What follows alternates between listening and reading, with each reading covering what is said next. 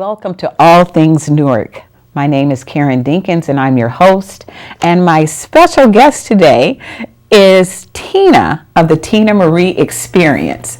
And Tina is actually a neighbor of mine, and I've been wanting to get her on the show for a while, and I'm very excited about that.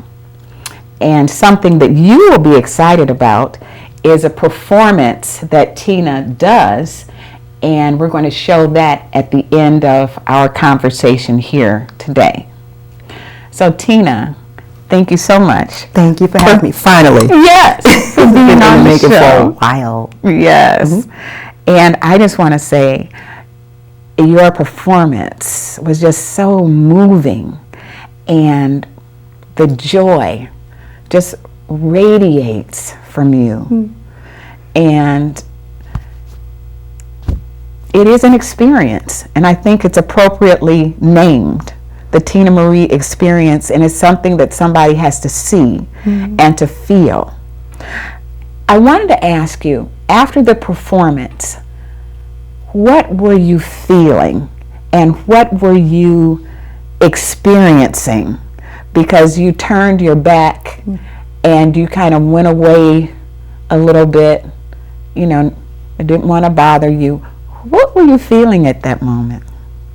I was just getting centered and having a conversation with God and just saying, let's have fun. Like, let's go. Like, just, like, come on, let's go. Like, allow me to just be who you've been allowing me to be, like, these last few months.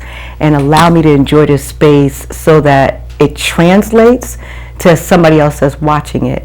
That they don't look and just go, oh, that was nice. But that they actually can pick up something. So I was like, just drop something in, pull me forward so I can transmit that forward. Okay. So it was like, it wasn't about me, it was like, what you want people to feel and experience. I want somebody else to experience. I know my experience, but I want other people to have their experience. Okay. Now, the joy that you portrayed in the parking lot. Okay. She had me on the parking lot, y'all. So the joy that you showed was not always the case. Like 12 months ago, no. Did you think that you would be in this space of joy that you have right now? Actually, it was January, March, April, May. 5 months ago, I was not in this space at all. Okay. Everything before December 10th was internally ugly, anxious, painful, stifling, frustrating, scary, stunted, just not good. But it looked good on the outside. And you know, it makes me think of like a diamond, because a diamond starts off as a lump of coal and it goes through the fire to get to where it shines brightly. And I think you had to go through that to get to where you are now. But what really struck me about your journey is, I want to talk about the mask that you've carried with you for such a long time. But I also want to talk about your mental illness, the journey that you experienced. Because on the outside, girl, you got it all together. But sometimes that's not the case on the inside. So talk about when you first found out. I'm sure you knew that there was something wrong, but let's talk about when you found out that you were clinically depressed. So it's funny even hearing you use terms, like I've never had any, I've never had anybody refer to me as mental illness and clinically depressed.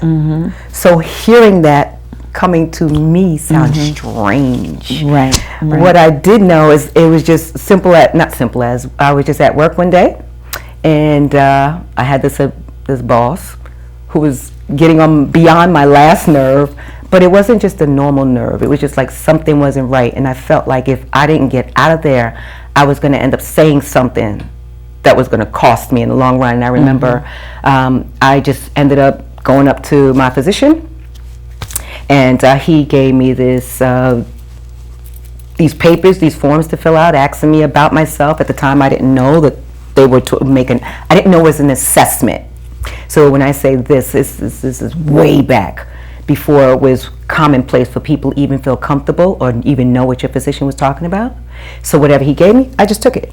So he gave me this form, I filled it out, and when it was done, he told me, yes, you are functionally depressed. And then he gave me this little tiny 10 milliliter pill.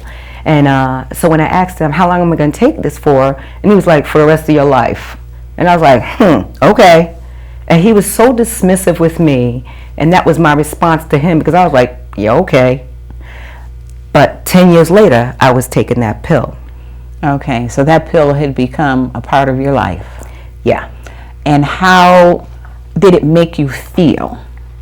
So when you first start taking, well, my experience, when I first started taking it, it kind of, it took the trauma that was going on, maybe from a 40 to like a 20, which felt good, because anything that was a little bit less than what you were feeling was improvement, so it kind of took it down.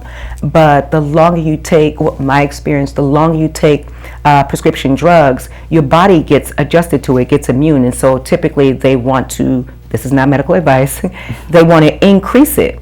So in my case, when it started to, I guess, wear off, because I started to realize after a couple years, like, something's not right. So you hit a plateau.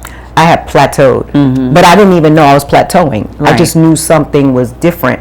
The terms and the way we describe stuff now is not the language 25 years ago. Right. So for me to say things and describe it as if I would today would be inappropriate, because that's not what it was back then. Right. So you didn't really ask questions. You did whatever they said. Whatever the doctor says. Whatever the doctor knows said. best. You took the pill, so I did the thing.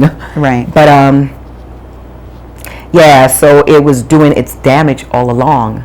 So when I was starting to, I knew something was off. I just didn't know what it was. I couldn't put my finger on it.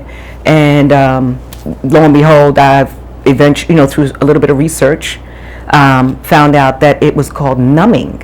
I remember seeing it on Google, 3 o'clock in the morning, and I know it was God that led me to that word. That's an odd word to run across when you want search.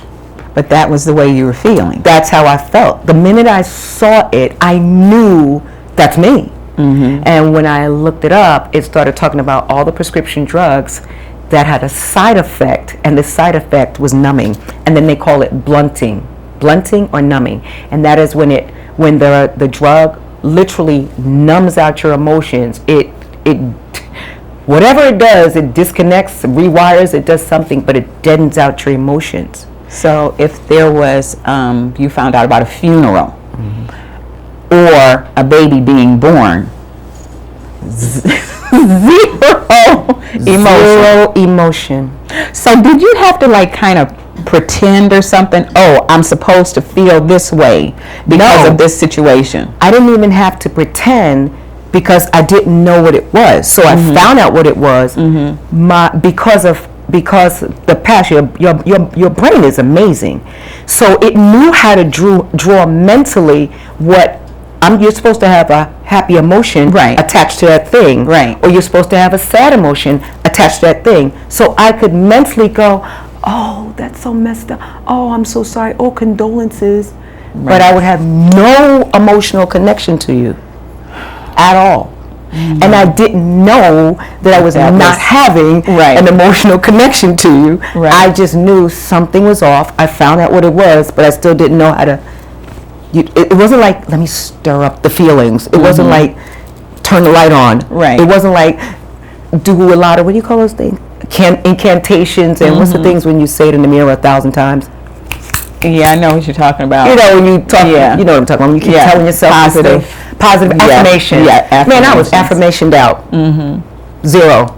It had nothing to do with affirmations. It was a physical thing that a chemical had done to my body. And so all the affirmations in the world weren't what was going to fix it. So that's pretty interesting because it was learned behavior. So okay, they said this, so I'm supposed to respond like this, and you were being appropriate. No. And so if somebody said, no, oh, I wasn't even being appropriate. Mm-hmm. My mind would just go, oh, it would tell me, right. And it wasn't like, mind, what would you say? It wasn't. You didn't think it through. It wasn't. It was just like you just knew. Your mind would just fill in. Your mind is always filling in the blank. Mm-hmm. So it wasn't like I ever said, oh, like I'm supposed to be. It wasn't a conversation.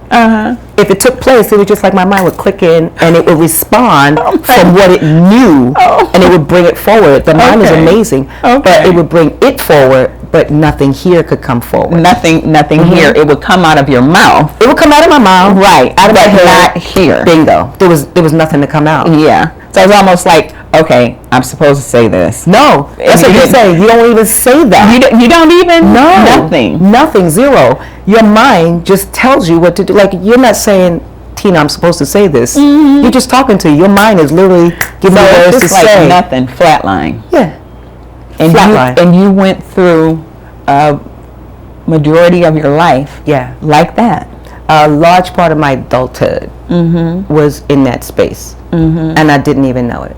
Like, most of what I know now about what I was experiencing is in hindsight. Right. So I can look back now, and I'm like, I get it. While I was going through it, I was clueless. I was clueless what was going on. I just knew something wasn't right. I just knew I didn't like the way I was feeling, and I knew I didn't know how to get out of it. Right.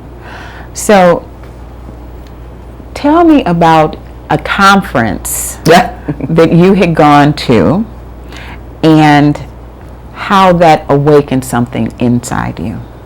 So I think that conference was like in 2017, don't quote me, and it was with the St. James Dance Ministry, and we went down to Texas to this beautiful conference, and all I remember is that this guy came in with these two huge white banners, which we call flags in the States, and they were humongous. I had never seen anything like it before. I do not know to this day how I got a hold of them. I don't remember going over to talk to them.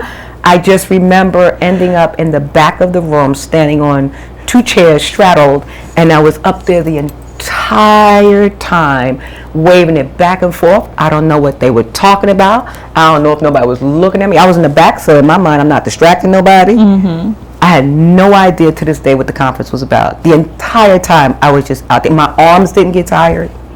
My legs, nothing. You were just in the back. Everybody has their conference, and you were flying these flags. And what did you feel when you were doing that? I think I was enamored with them. I was like, oh man, the size of them. I had never seen anything like it. So I knew I was like fascinated, and I was just and I just remember standing in the back of the room, and I would just try to move them a little bit differently. All I knew was this way, this way, this way, this way. There was no, I didn't know, but I was just fascinated with these things. And, even as we're sitting here now, I know that was God. Like, she don't know. She don't know I'm dropping seeds a part of now. Her life. I was like, clearly I didn't know. Yeah, so, God got jokes. She has no idea how long these things are going to be in her life. They're going to change her life. They did. And they did. Yeah. So you were telling me about these early morning kind of fights that you would have with demons. Yeah. Tell me about those. So for those of you out there who could relate, so I don't know if, like me, they used to, I am mindful about using certain terms, but I'll say it for the sake of this because I know some people are experiencing it. But bewitching hours are real. And so between the hours of like 3 a.m. to 6 a.m., it was war zone for me. Like I could drift off to sleep, but I didn't like waking up because I knew the minute I wake up, they would be at the door waiting to just like